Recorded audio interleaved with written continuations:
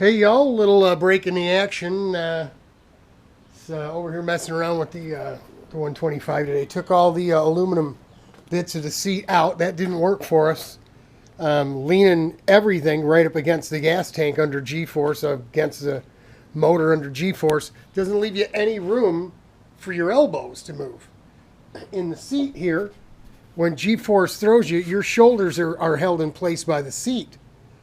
And your torso is held in place by, from your hips and the sides here, and it allows your elbows to function and work. That was the biggest problem with that. See, that and the seat back was too far forward, so the pedals were too close, the steering wheel was too close, everything was just suddenly too close. Sitting this thing in here, we haven't really cut anything off it, done anything with it. The bottles, the hose is kinked over, the bottles underneath there, as you can see. We measured our inseam is 31 with these big shoes on, so probably 30, but we went 31 from the heel stop down there. And we're looking pretty good. We're real close, right? About 30 and a half right to the nut bar. So yeah, I think this is probably the proper position. The steering wheel will be further away and my legs will be laying flat straight. So we're going to try to get this seat into the car. I haven't sat in it to see how much too big it is for me, but that's fine, because what we'll do is we'll glue some of that black half-inch foam in it. We'll go to the foam factory and get another big piece of it. And we'll glue it in, and then I can always cover it with the fleece like we did with the other seats, right? With spray glue all over everything, and just push the fleece in there and get it to fit right over top of the foam and everything. So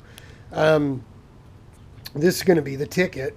I think I'd be more apt to want to drive this thing if the seat was like the old seat was when I was a lot thinner. You stayed right behind the steering wheel. You really didn't have to hold on. The only place I really had problem is top of the hill. Turn 10 before 11 or 11 before 12 or 12 before 13. Depends on who you're talking to at Grattan. But second to the last corner, you come up over the hill. It comes up and drops down. And there's the right and then the left onto the front straightaway. That right turn, when you get a little airborne, you get a little light in the seat, and the cart tries to go out from underneath you when it lands. So that's why we went extra deep with the seat, because we knew we were going to be sitting right flat down on the floor tray, right? So nice. We'll even leave the extra piece of aluminum in there. There's no reason to take it out.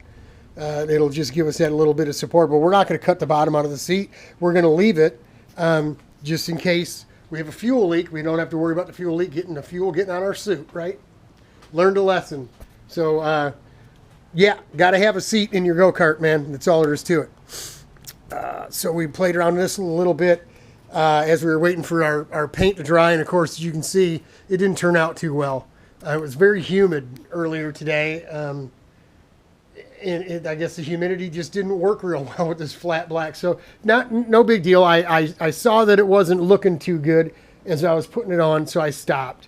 And we'll let it we'll let it dry up real good. I don't think we'll be able to sand it tomorrow, but we're going to have to wet sand this and make sure we get a good, clean, unused towel or rag, whatever, to do the prep sol on, because you could actually see in a couple places, you could see where I wiped and then wiped it off, and you could still see the streaks. You could see some of the spot putty right through that green primer that we had on. I showed you in that other video. So, yeah, not too happy with this, but I kind of knew with the humidity, you always have trouble. That's why I sent the bodywork to Patrick to have it painted. And you know what? He had trouble, and I can tell. By mounting the fiberglass and working with it, I can see. I'm a painter. I can see things there, where I see where he struggled in places. So that's the name of the game in painting, man. I mean, it never goes the way it's supposed to.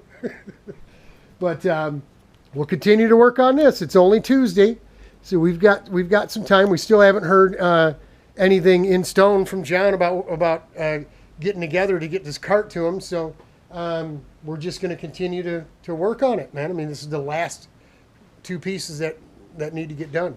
So as I saw that I was gonna be kind of waiting on these for at least another day, I started working on old Bessie here and pulled the seat out. And I was just curious is once we got everything off, if the seat would actually go in there, and it does. So we're going to trim this stuff back, give us a little wiggle room. We can make a small little aluminum plate just to cover here.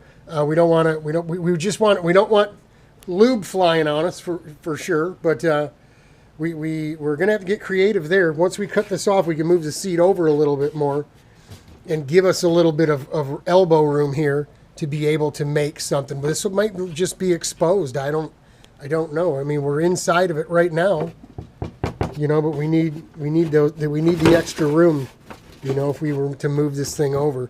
We need a little bit more room. So just messing around, burning time. Cut the grass over my house. Been having my brother Kenny cut it, you know, throwing him a couple bucks, you know, and have to try to give him some spending dough, you know, just being a brother. And it's the first time I've cut it since early on in the spring. And I like it cut down low, man, you know, 7 bags. I put the bagger back on. He was mulching. And when you mulch, you can't cut it real low because it leaves big clumps of grass and stuff. So 7 bags, paper bags of yard waste, just from cutting the grass, cutting it down to the level it needs to be. So appreciate that, Brother Ken, all that extra work I had to do today. But just getting her done, getting things done. We can only do what we can do here with this stuff. So we messed around a little with this. We went and cut and weed whacked over at the house. Come back here just to just take a look and get a video for you and show you what we got going on. So that's it for the 18th. I hope you're enjoying 37A. I'll go home and put 37B up for you. You can start seeing the body panels all in place, and it really is a good looking machine. John's gonna dig it, even if it isn't absolutely perfect. It's still you know, if I put my name, this here, I wouldn't put my sticker on this, which means it's not going out the door. It ain't going out until I'll put my name on it. So if I wouldn't put it on my own go-kart, it's not going on somebody else's. So we'll keep plugging away. Pray for us. We're tired. It was a long day today. We're praying for y'all. Godspeed. God bless. Hang in there. It'll get better. A little wet sand and another coat of paint. We'll be good to go. See y'all.